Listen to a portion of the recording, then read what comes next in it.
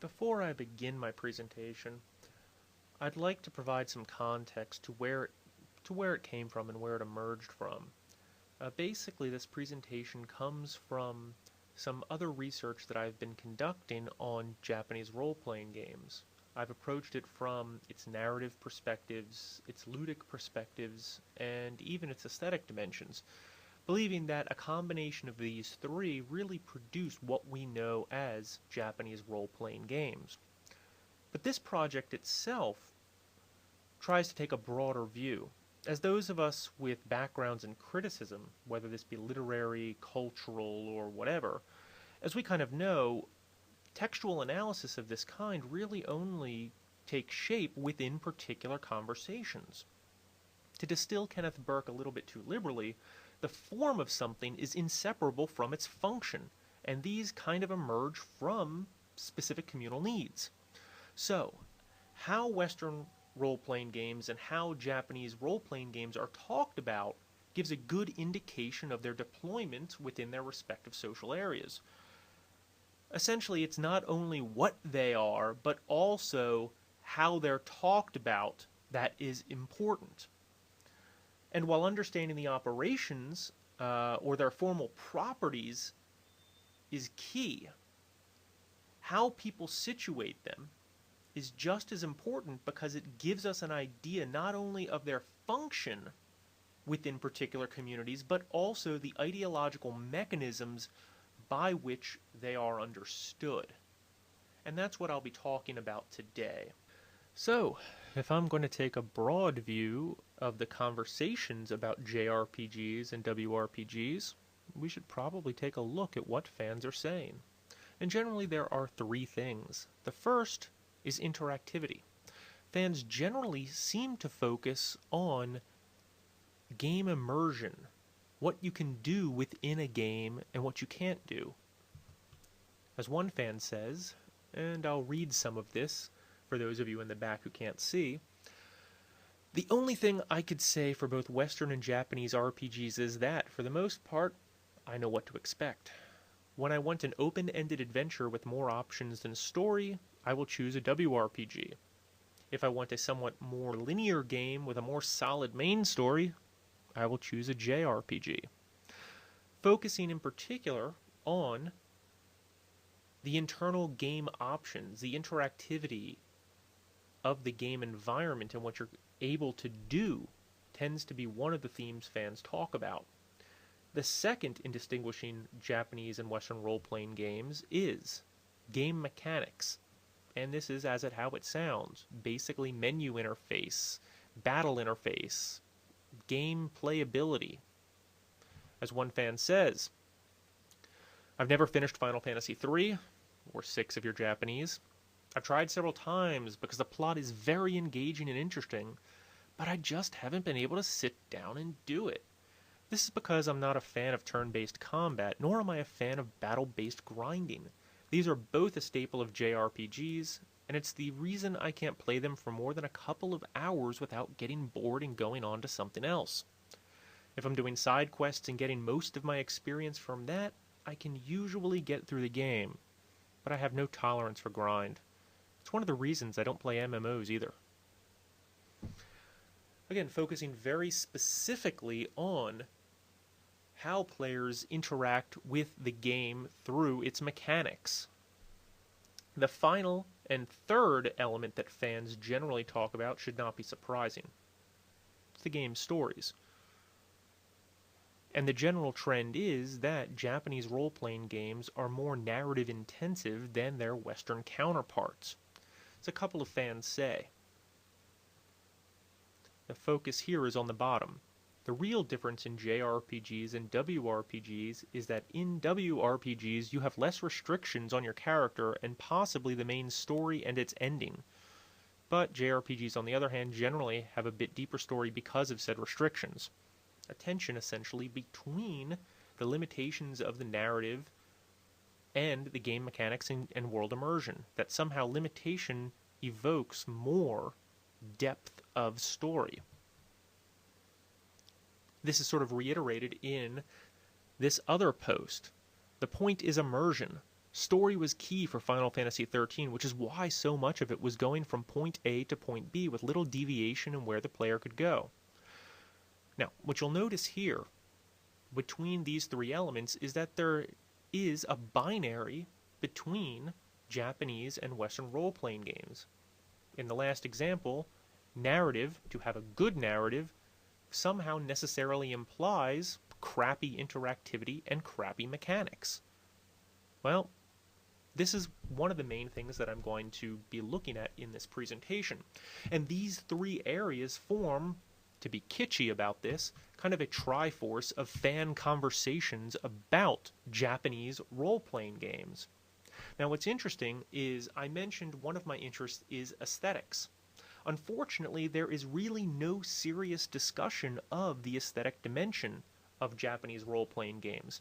Most of it really just repeats stale stereotypes about visual representations, forgetting the fact that aesthetics has a deeper history rooted in education, social mobility, class position, and even politics. So, I'm not really going to be talking about aesthetics in this presentation. Besides, if I did, it would ruin the Triforce motif. And what's at stake here, however, is this very simple question. What constitutes an RPG? Surely, if we could know that, if we could come to some definition as to what an RPG is, perhaps we could come to some agreement between what a Japanese role-playing game is and what a Western role-playing game is. Well, unfortunately, this doesn't really seem to be the case. Scholars in gaming and ludology note that a role-playing game consists of three main elements, a triforce of its own, if you will, which I've represented here as darker, more sinister, and operating on a different perspectival plane than the other triforce. The three elements are a leveling system, so every character must gain experience and increase in power. The second element is randomness, whether this be random battles or having stats randomly generate or increase. And the third being statistical representation. Basically, every character needs to be quantifiable, put into numbers. What's interesting about this academic version of what goes into an RPG is that these elements rarely, if ever, appear in fan conversations about Japanese and Western role-playing games. In essence, what we have here is a difference of opinion, an incommensurability, if you will, between what academics say consists of a role-playing game and what fans say consists of role-playing games in Western and Japanese context. It's also interesting to note that academics really have not yet talked about the definitional qualities of Japanese role-playing games. Another interesting factor is that on the fan side, many have now begun to suggest that Japanese role-playing games and Western role-playing games as systems are merely different and therefore uncomparable, or incommensurate, to use Leotard's parlance. But the problem with that is it does not alter the fact that even if they are incommensurate or uncomparable, people still tend to make comparisons, and they will make comparisons. There are, in other words, always power dynamics operating that force square pegs into round holes, and that network of power structures, that web work, is of concern as they guide our perceptions of and interactions with the world. Now, I don't want to say that there are no differences in the genres, because there are differences. And I'm not saying that they are two different genres. Pursuing either of these does not address the larger concerns of how the genres themselves are conceptualized in the first place, and that necessitates study because their routes are mapped by larger discursive histories that inform the epistemology of RPGs in general. With the general narratives of how fans talk about Japanese and Western role-playing games sketched, and the differences between what they talk about and what academics talk about mapped, let's actually move into some of the implications of this. The first implication focuses particularly on names. It's interesting that we have Western role-playing games versus Japanese role-playing games, W versus JRPGs, because at least in academic literature, Western role-playing games as a term, as a concept, doesn't really appear, and even JRPGs occasionally appears. It makes more vague ripples in the literature than the more common terms, CRPGs and DRPGs, computer role-playing games or digital role-playing games. Now, I don't know where WRPG first appeared. Nobody has really done the analysis or the history to that extent. And to be honest, for this presentation, I'm not really concerned about where WRPG and JRPG came from. I'm more interested in the ramifications or the effects of these schemas of naming. The fact that we have Western role-playing games versus Japanese role-playing games is telling because it sets up a false dichotomy, a false binary between the two systems. This reflects, as Edward Said has noted, the general trends of a process called Orientalism. He notes that Orientalism is shaped by a sense of confrontation. In particular, it is the West's confrontations with the East. He says, always like some aspect of the West, the Orientalist makes it his work to be always converting Orient into something else. That we need to, in other words, reframe what we know about the East in terms of the West. One of the easiest ways is to set up binaries, something in opposition to us, as we will see in this next example. What we have here are two pairs of terms. The blue are together and the red are together. What we have is Japanese games preferring to focus on a dramatic storyline led by young, attractive protagonists, in contrast with CRPGs, Western role-playing games, which favor older protagonists. In terms of the red, Japanese games prefer teamwork and perseverance, in contrast with the Western role-playing game of freedom of choice and individuality. Of course, these distinctions here are more for example purposes, and they represent kind of a larger discourse of how Japanese and Western role-playing games are compared and contrasted. But the point is, while they may be different gaming forms altogether based on these stylistic and mechanical differences, there is a hegemonic apparatus that requires this distinction, that requires this comparison. These are, of course, laced with power relations, primary of which are the politics of naming, which I'll get to shortly. But what this means is that there is no separate but equal caveat when comparing Japanese and Western role-playing games. While we may think that they are incommensurable in different systems, there is an apparatus, the Orientalist one, that forces us, that compels us to compare the two systems. Names by themselves present little problem. Really, they are only referents that refer to particular objects. Where names really take on problems is when they are positioned within social systems, social schemas. In other words, naming as opposed to names. It is only within social circumstances and social networks that names take on particular significance because they become invested with historical relations, social relations, and other types of networks of power. Lyotard in particular presents an interesting way of looking at this. He talks about naming in terms of the social context and the social relationships in which they take place.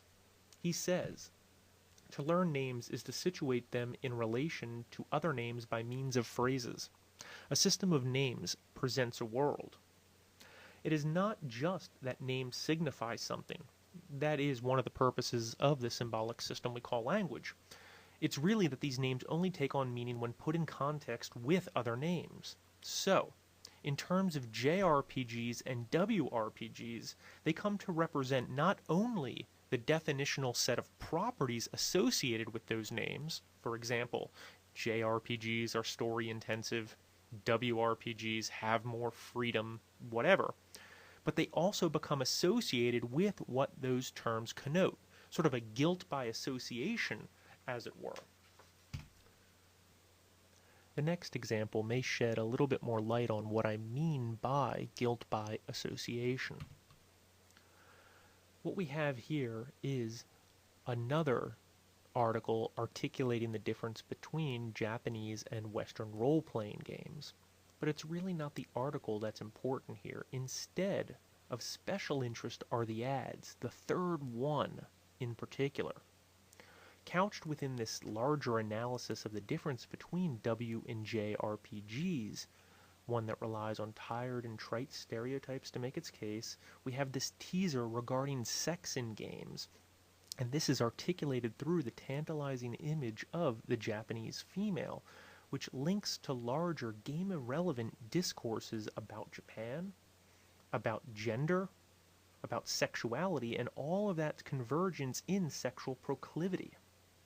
In terms of Orientalism, the article's narrative and the languid sensuality represented by the Japanese model reflect an othering rooted in discursive networks, even if the topics seem completely unrelated.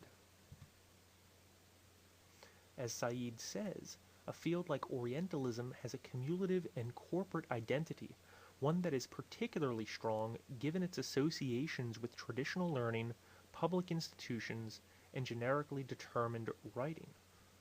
But naming serves another function as well. It serves to differentiate, to categorize, and to compartmentalize. With naming, and language more broadly, we are confronted with the curious problem of the negative.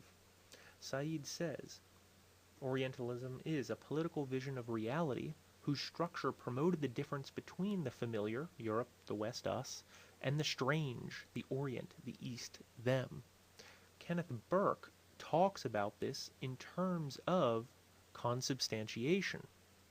What he means here is that there is something human about needing to distinguish us versus them, and naming serves that role. In particular, Burke says identification is to confront the implications of division. It is affirmed with earnestness precisely because there is division. It is compensatory to division, identity. The creation of names, then, to describe the game system's functions first and foremost stake territorial boundaries. To be something simultaneously implies not to be something else. To be an apple means you're not an orange, and as unfair as it may be to compare the two, because they're different, people will do it anyway. In this sense, the claim that W and JRPGs are simply different and therefore uncomparable is, at best, Hello Kitty cute in its naivete, and at worst, the all your base are belong to us equivalent of ignominious research claims. Now, this whole idea of names and naming may appear inconsequential. I mean, after all, Shakespeare's Juliet reflected, "What's in a name? That which we call a rose by any other name would smell as sweet," suggesting that it is the essence, not the linguistic wrapping, that is important. But what is at stake here is that very essence and the theoretical implications for such quasi-Platonic classification, for that which we call by any other name will still be Montague. Through this process, what we need to be wary of is the specter of essentialism. After all, the establishment of names creates stereotypes. To have a name is to position an object within a system of naming, and therefore to associate particular qualities with it. Stereotypes themselves, though, are not intrinsically evil. I mean, that would be a stereotype after all. But when Walter Lippmann first came up with the term, he really only meant identifying generalizable traits to more effectively target populations with specific messages through mass media. Said himself notes that cultural material is always domesticated to the receiving culture, and some scholars of globalization would agree. But the problem lies with when that domestication comes to represent essential or intrinsic qualities of the domesticated culture. And this is exactly what seems to be happening in fan discourse of Western and Japanese role-playing games. In particular, the second paragraph. Based in this perspective, I would theorize that the WRPG is winning the market battle due to the growth of the gaming society. When we were more a marginalized group, I think a sense of team, group, belonging, acceptance was inherent to our desires from the experience of the JRPGs brought us just that. But now, since the gaming society has grown, the underlying need for belonging is more sated, so we dwell into a higher need sense of self-individual, and that kind of experience is brought to us from WRPGs. Just my theory. Again, what we have here is sort of a very stock, trite reiteration of the binary between Japanese and Western, well, societies for the first, on the one hand. Team, group, belonging, acceptance versus self-individual. Said mentions this in terms of the self-containing, self-reinforcing character of a closed system in which objects are what they are because they are what they are, for once, for all time. This idea of a closed, self-reinforcing system or character reminds me of Baudrillard's idea of the simulacrum. And he has this very interesting metaphor for this, that within a closed system, we have the reality principle as the black hole, which tries to suck up and absorb every type of meaning antithetical to it. And Orientalism seems to function in this way, that we can only think of Japanese and Western RPGs in terms of a binary opposition, and that these characteristics are self-containing and self-reinforcing in that they are operating within larger social discursive spheres in what we know about, or think we know, about the West and about Japan. We're told, even in textbooks, that Japan is a high-context society. It is very group-oriented, and therefore we apply that schema to Japanese role-playing games. Whereas we see in Western culture that we are supposed to be low-context societies, and these traits seem to carry over to our discourse and conversations of role-playing games. These issues are partially reflected in the following conversation. About the third to last paragraph. But besides James's FPS chauvinism, unintentional as that may be, the issue also seems to stem from the idea that in their definition of Western RPG as a single genre, they have to include action RPGs, regular RPGs, MMORPGs, tactical RPGs, and RPG element-heavy games in other genres, while JRPG is just Persona, Final Fantasy, etc. Basically articulating here that while Western role-playing games seem to have a universality of subgenres, there are multiple subgenres within it, Japanese role-playing games are just one monolithic, static, unchanging edifice, which in itself seems to be a very Orientalist way of thought. The challenge is anti-Orientalist. Yet at the same time, this is quickly challenged in the next post. Well, that's just not true. JRPGs have their own array of subgenres that are included on them. You have turn-based RPGs, action RPGs, tactical RPGs, RPG element-heavy games in other genres, and even a JRPG exclusive style like the Pokemon series. Essentially what we have here is a contestation over, well, subgenres. A contestation over naming. But what's important here is that in the general discussions of fan literature, we don't see subgenres taking a high role. Rather, we have one static idea of WRPG and JRPG. In other words, the individuality of these particular games gets lost in the conversation, and this happens regardless of whether or not this is JRPG or WRPG that we are talking about. And that's a particular irony considering how much people tend to talk about WRPGs as being about individualism and choice. In closing then, since I seem to be running out of time, I would like to mention that this is just a very basic generative project. I'm sketching out a few ideas of how conversations impact our understanding of Japanese and Western role-playing games, and on the surface at least, it appears that the conversation parallels Said's idea of Orientalism, that we have binary opposition between the two, that this binary positions them within a schema of naming that reinforces the stereotypes that we get, and that we end up with some sort of danger of essentialism, assuming that to be a JRPG or to be a WRPG means particular things and that this is unchanging.